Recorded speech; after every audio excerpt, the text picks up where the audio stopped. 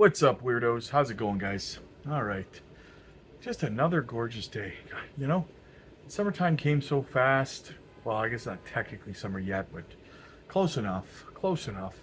Lakes will be open soon. Pools will be open soon, guys. Get outside on red days.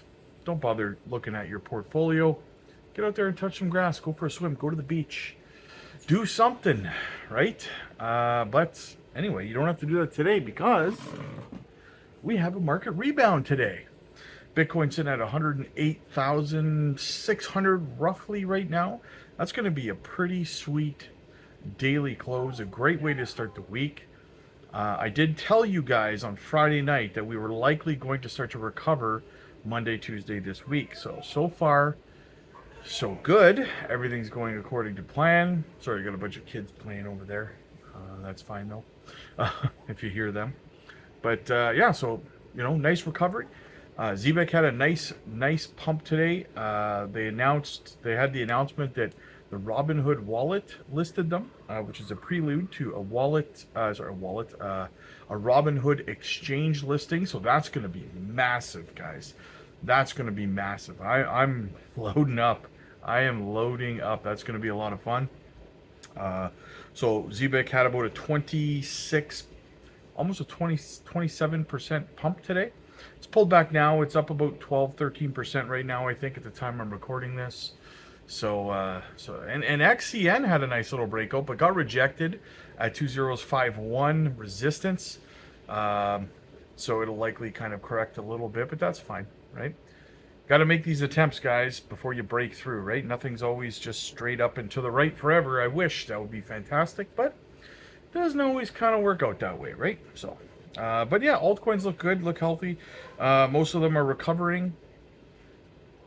And we did talk on Friday, I think, Saturday, about how sentiment in the market. I told you guys that when you usually have like horrible news, macroeconomic news, and the general sentiment in the market is bearish, that generally marks a bottom. And sure enough, that did mark the bottom, as I told you guys a couple days ago. And the opposite is true as well. When you start to see great macroeconomic news and everybody's euphoric and bullish, that usually marks a top. So these are things you have to pay attention to, right? We discussed that a couple days ago, and sure enough, it played out exactly as we said that it would, right? I told you guys 2 days ago that news about the Middle East conflict was probably news that was marking the local bottom of this move, and sure enough, here we are, right? So yeah, so that's how you kind of figure this stuff out as you go, guys. That's why they always say that time in the market beats timing the market, right? Because you're able to call these things because you've just been here long enough that you know, right? If that makes sense. You've seen it 100 times. And that's why, like, when this whole Middle Eastern conflict thing started, and I wasn't really talking much about it, I had people in the comment section of videos like, oh, you're just pretending to be bullish and you're going to get people wrecked. This is a big bad deal. It's going to, cause a bear market. Guys, the same just happened with the same two countries last year? We've seen three global conflicts in the last year and a half. And it never caused a bear market, right? We had a market correction and then markets resumed. And that's exactly what I said would happen. And that's exactly what's happening, right?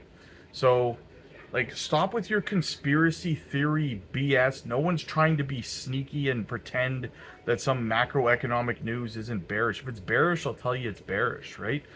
I'm not bearish on it because it's already happened twice before in the last year and a half and markets were fine. So, it's nothing to really stress about. But again, that right there is another example of how time in the market and experience trumps, people listening to YouTubers in their echo chambers, right? So when you've been around for a while, you know this stuff, right? So yeah, when people freak out and stuff, it's a clear-cut sign that they don't have experience in the market. So that's why we generally ignore them in the comment section. So, but either way, guys, it's looking good. It's looking healthy today so far. Now, before we get into the main topic, quick shout out to the channel sponsor, as always, Decent Biometric Wallet. They got a 2-for-1 deal on the biometric fingerprint wallets right now, guys. You can You can swap right on there, take profits on there, hold your crypto or your stable coins on there. And you can also stake on there as well. So you can gain APY while you're holding your crypto. Why not, right? Not your keys, not your coins, guys. Use our link down below. Get an absolutely phenomenal deal. So yeah, quick shout out to them. Okay, so the main topic here that I'm starting to get asked again, because we're coming up on July. And what happens the first week of every quarter? Binance reviews the monitoring zone. So is Jasmy going to be removed from the monitoring zone the first week of July? Well, we know that their main net is not launching until the end of Q2 or Q3. Wait, not the... Yeah, the end of Q2 or sometime in Q3. So that would mean to me that without the mainnet launched and without the PDL out there available for use, without the Jasmy wallet, their product's not out to market yet. So for me, in my opinion, I do not think that we see Jasmy removed from the monitoring zone. I'm going to be honest with you guys.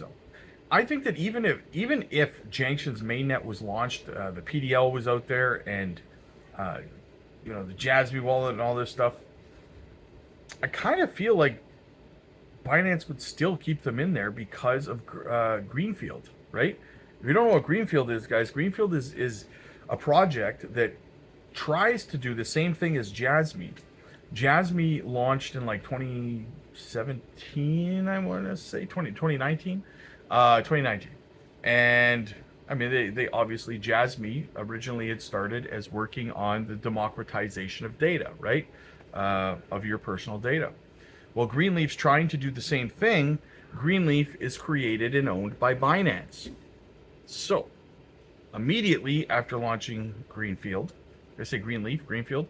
Binance put Jasmy in the monitoring zone, which you would think, if the SEC really looked at this case with a magnifying glass, they would probably go after Binance for market manipulation, because you cannot, if you are an exchange, right?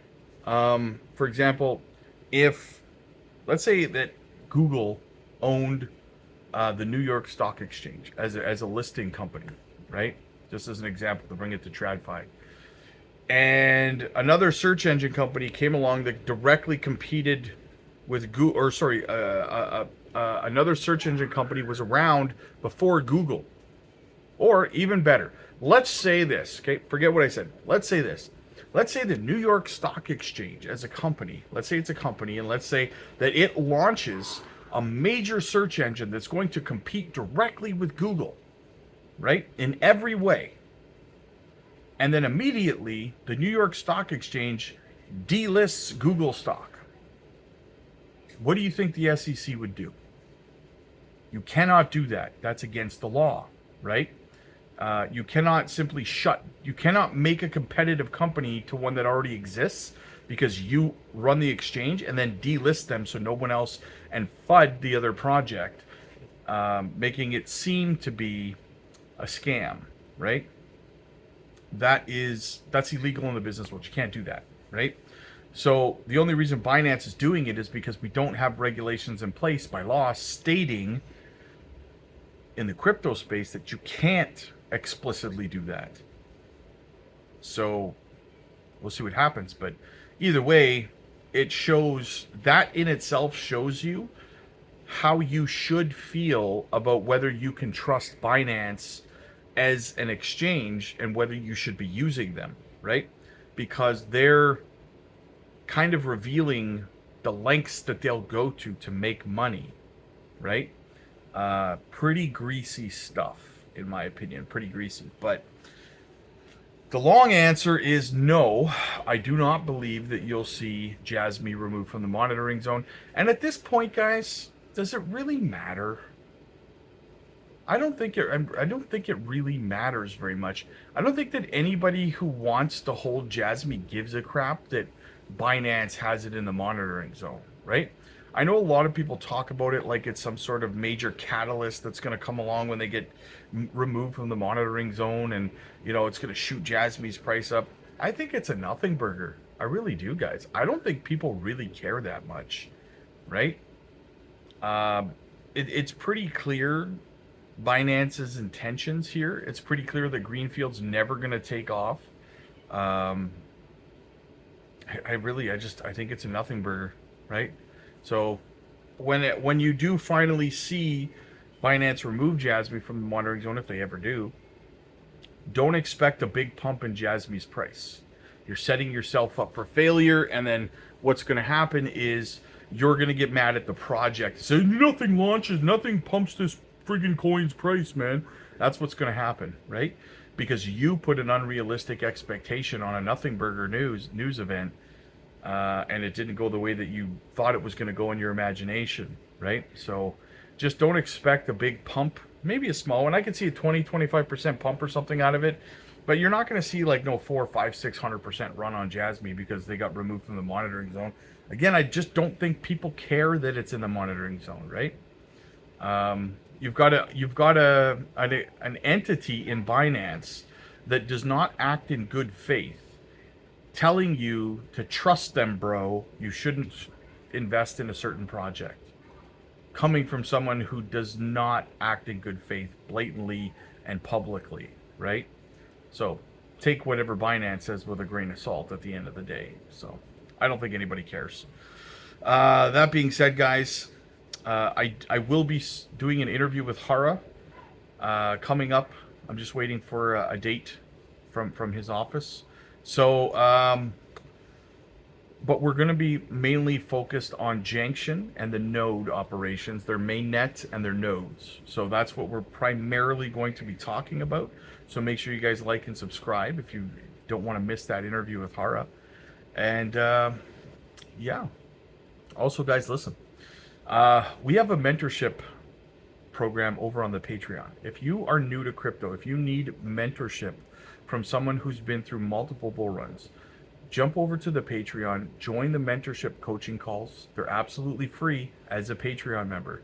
So get over there, get yourself booked into them. We can teach you everything you need to know, whether it's exit strategies, profit-taking plans, when to take profits, when not to take profits, how to roll profits from one project to another, hot wallets, cold wallets, technical analysis training, tokenomics, how to do proper research, how to vet teams, how to identify studs from duds when it comes to these projects, how to roll profits from your exchanges back into your bank accounts, and just gas fees, everything else, guys. If you need the mentorship to succeed in this space, you also have a big factor, and that is the mental and emotional sentiment in this market, how it drives this market, and how you can avoid allowing it to manipulate you, right?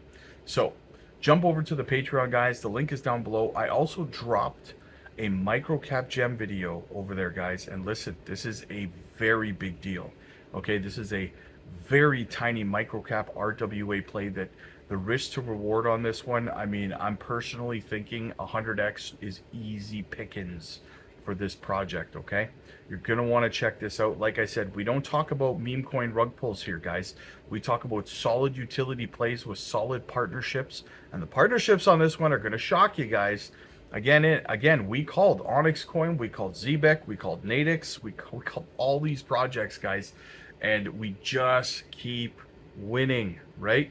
So check this gem out, guys. I just dropped it over on the Patreon before the market goes nuts, because this one runs up easy 100%. You're going to be sitting, or easy 100x, I mean, you're going to be sitting on the sidelines upset at yourself because you missed another amazing project before it took off. So check it out for yourselves, guys. We're also live over on the Patreon every day. We drop educational content, so check it out for yourselves. The link is down in the description. Click like if you like this video. Click subscribe if you really liked it. I'll see you guys in the next one. God bless.